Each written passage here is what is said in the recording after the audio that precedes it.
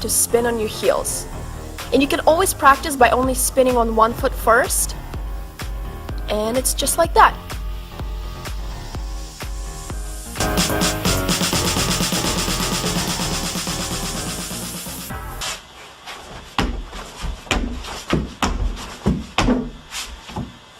Bring them all the way back and straighten them out. Extend them to about a 45-degree angle, like so.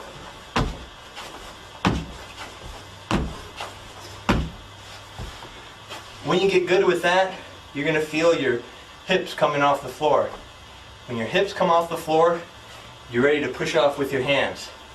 Now when your upper body comes off the floor, your feet need to be touching the floor again. When you do this move, you want to land on your toes, like so.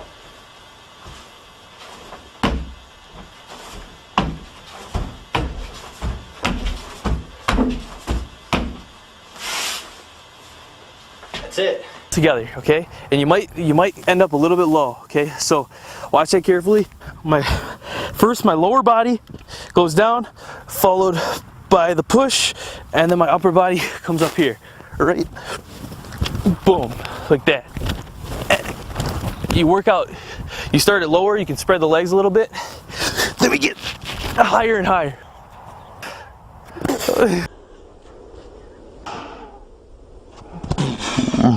What you want to do is you really want to bring that upper body up. Right when the feet touch, you want to contract the upper body, continue the momentum, swing it through, all right? So give it a shot. Oh, shoot. Oh, I did it! You see that, guys? Only 5 minutes. And, sure you haven't done that before? I'm sure.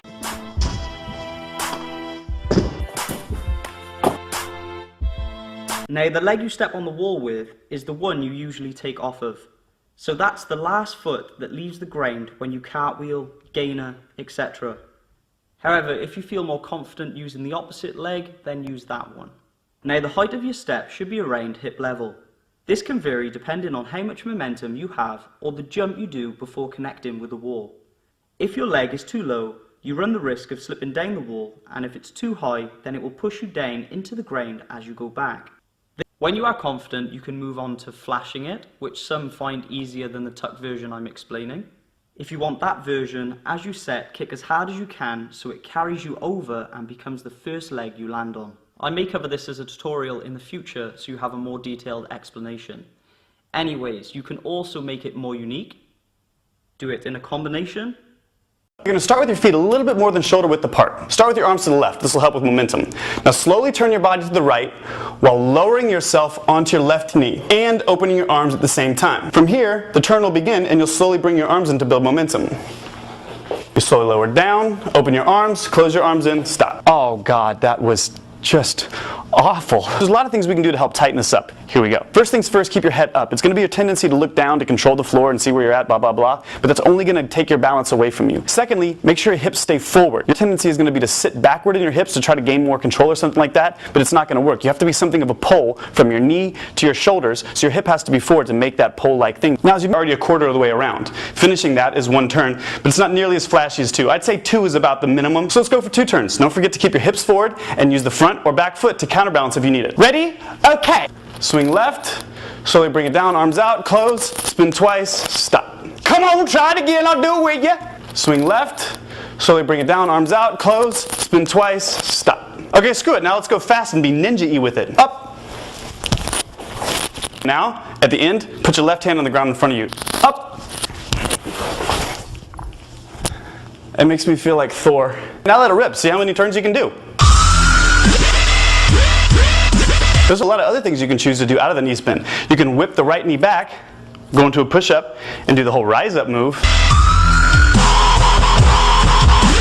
Keep doing this until you find out how many knee spins you can do, but 2 is usually musically concise and flashy enough, and 3 or more starts to become a little bit more inconsistent. When I was rehearsing for Step Up 2, I was practicing these things like every day. I got up to about 6. Don't believe me? Watch. Or your feet a couple of inches apart. Now pop your left heel up and rotate it inward on your left toe. Also, pop your right toe up and wing that outward to the right. You can do these steps one at a time to begin, but you're ultimately going to need to do them both at the same time. I'll do it with you.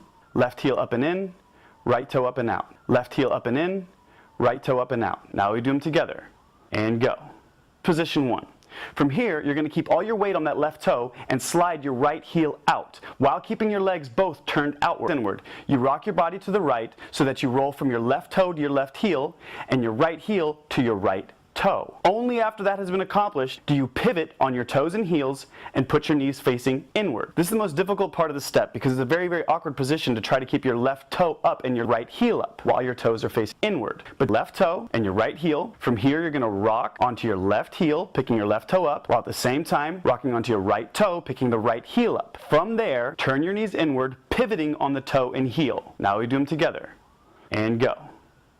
And go. From here is to put all your weight on your right toe and slide the left heel in. You're going to keep going until your left foot has crossed just in front of the right foot, keeping those knees facing inward. All right, you're round at third base. This is the last little transition you learned before you're home, I swear. From here, you're simply going to return to position number 1 by dropping your left toe, swiveling your left heel in, and dropping your right heel and swiveling your right toe out to the right. Just like we did at the beginning, but you're going to be doing it from a slightly different position. Now chill, be strong, be confident, and be patient. This is no different than riding a bike. Once it's in your system, it never leaves. So you're at position 1 now, and you just start all over again. This move was obviously designed so that it can recycle over and over again, and you can go as far and long as you want to go. And as I've always said, as with many tricks, this is only about muscle memory. After about 20 or 30 minutes of getting disciplined and grinding yourself, I promise you will realize that this move is just a piece of cake that you had to get used to. You're holding back. She said, shut up.